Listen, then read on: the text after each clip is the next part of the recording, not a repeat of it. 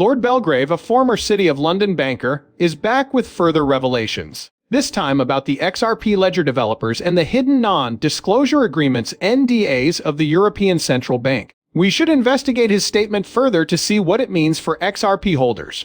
Since we do not have the means to verify Lord Belgrave's identity, I have the belief that there are those who possess this kind of confidential information. To be really honest with you, that is all I want to say. Before beginning, I'm about to reveal something huge. The XRP ledger, the European Central Bank, and confidential non-disclosure agreements are all interconnected through this. The complexities behind the headlines are still unclear to the majority of the public. Totally devoted. In the minds of most people, blockchain technology represents instant, low-cost transactions. Governments are indifferent to that, though. One quick system that can't identify all participants is preferred over a slower, more costly one. Efficiency is secondary to control. Because of this, I observed in 2019 that the European Central Bank and parties associated with the XRP ledger were executing non-disclosure agreements. Topic: ledger-level identity integration. Integral to ledger identity anchoring rather than an add-on for bolt-on KYC. Confidential excerpt from non-disclosure agreement in Section 3.4, Identity Anchoring. The parties committed to assess the feasibility of a distributed settlement protocol that incorporates a cryptographically verifiable identity framework. This framework would allow users to validate their credentials against supranational identity registers by binding them to biometric or genomic vectors.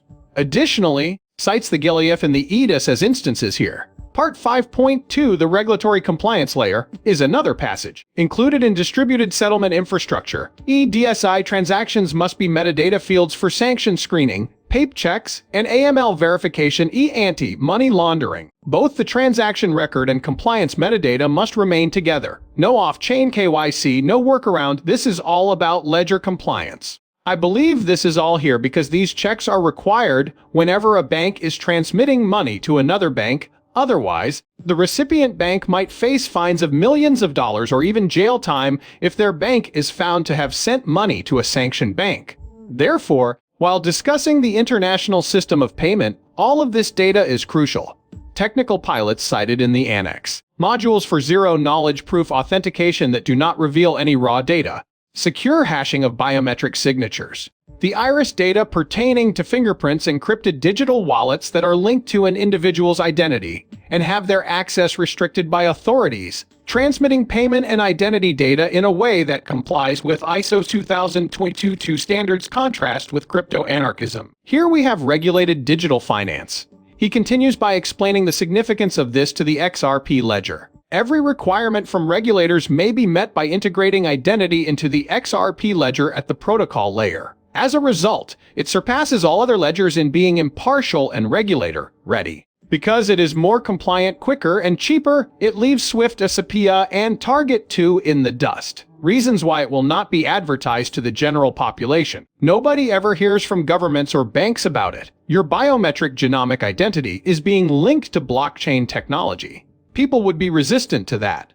Therefore, it will be a stealth launch. It seems like something they would do, ostensibly to improve compliance and implement ISO 2022 innovations. The NDA language made it clear. He continues. Biometric IDs subject to privacy-preserving limitations, identity-anchored liquidity corridors, and compliance metadata intrinsic to the finality of transactions. If you're familiar with non-disclosure agreements, NDAs, you'll realize that this isn't language used for exploration, but for deployment. A lot of people still assume that cryptocurrencies are what Ripple is about.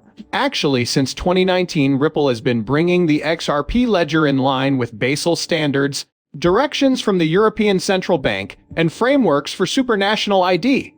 The system will be operational by the time the general population becomes aware of it.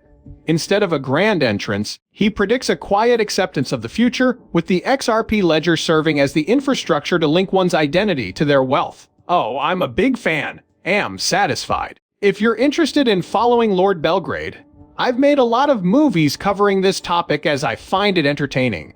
Some of this actually makes sense, so we need to go in and figure it out. All of this regulatory scrutiny wouldn't be necessary if everyone were already going to use blockchain. All of these various checks, including KYC and AML, must be implemented. Is there a blockchain infrastructure out there that already incorporates all of this?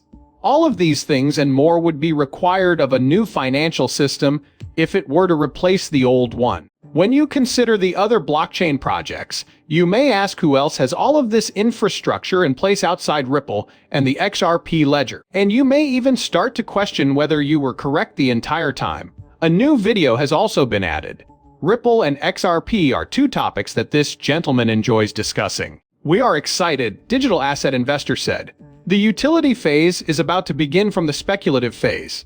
The silent component is being articulated aloud. Lock-in has been stated by Rad Garlinghouse in the XRP army for years. No way! Bitcoin has my support. Feel that it will recover soon. Okay, it's definitely helpful. Its future worth will be substantial. One problem is that it can't buy or sell anything. Real-life problems remain unsolved. Other blockchains exist for such purposes. However, in my opinion, Bitcoin is in a strong position.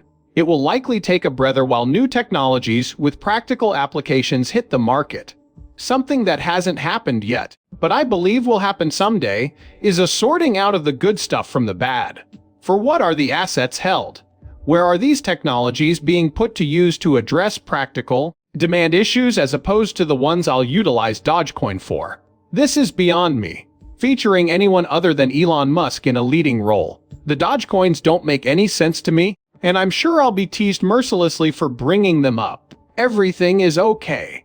A lot of irrelevant information is floating around in the cryptocurrency market, which is why we're attempting to isolate Brad's point. When it comes to solving large-scale challenges, very few assets are useful. These assets, XRP, XLM, ADA, XDC, and Chainlink, are what we should be concentrating on the most at the moment. Because of their extensive inventory, these are the assets that will see extensive use on a worldwide scale. I was simply trying to point out a few more similarities here. No, we may skip over that. The dates of the XRP wealthy list show that the criteria for the top 10 has decreased slightly. Therefore, you will want 23.7 XRP to attempt to crack the top 10. A total of 25,000 is required to get into the top 2%, while 50,000 is required to crack the top 1%. Plus, I seriously doubt that many of my channel viewers have more than 300,000 or even 400,000 subscribers. A small number of you exist. Defend yourself in the chat by not saying that. Your XRP holdings are a secret you should never share with anyone ever. Allow me to provide you with some facts. This was also released by Digital Asset Investor. For what reason was Stellar innocent? That is the question, Jed. He's documenting everything in a crypto post. If you want to know why MoneyGram partnered with Stellar Development Foundation and XXLM rather than Ripple or XRP, listen to MoneyGram CEO Alexander Holmes explain it all. Would love to play this for you. Mix Ripple with Chip. Stellar co-founder Jed McCaleb was a co-founder of Ripple. So I'm curious as to why you think Stellar might work better than Ripple. The Ripple product was really unique, wasn't it? On the back end, we were involved in a lot of cross-border foreign currency transactions. As we've mentioned before, I believe that Ripple's approach and technology were successful, and I had a wonderful experience with them. A lot of the details in the back end are what they usually emphasize. It's clear that they're determined. We relied heavily on Ripple for cross-border fund transfers, but due to the changes and challenges posed by the SEC, it became increasingly impossible for us to maintain that relationship due to its structure. Consequently, we both consented to proceed. Ripple was swiftly served with lawsuits. We're not going to take a chance here, MoneyGram said. We will be collaborating with Stellar. Would MoneyGram still be a part of Ripple if the SEC had never sued them?